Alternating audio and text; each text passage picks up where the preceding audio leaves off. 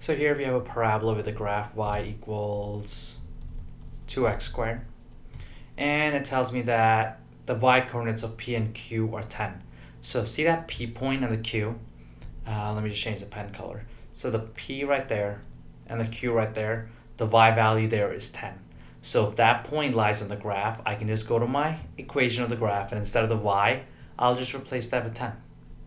Because the y value of that graph at that particular point is 10, and then I'll solve for x. So once I do solve for x, I'll be able to figure out this particular point right there, and I'll be able to figure out that point right there. And if I can figure out those 2 points, I'll be able to figure out the distance from there to there as well, which would resemble the distance of P to Q. So let's get to it. So instead of the y, I'll replace that with 10. 10 equals 2x squared, and divide both sides by 2.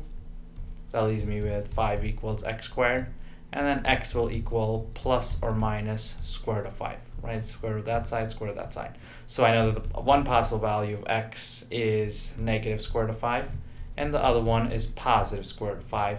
And that's pretty obvious that this one over here will be negative square root of 5, and this will be positive square root of 5. So I know that the distance from that particular point to the 0 there is going to be square root of 5. So square root of 5 there. And the distance from that 0 to that will also be square root of 5. So square root of 5 plus square root of 5, which will also give me the distance of PQ, and that will be 2 root 5.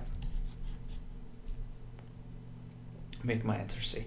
So I just plugged in 10 instead of the y there, because the y value of the graph at those 2 points is 10.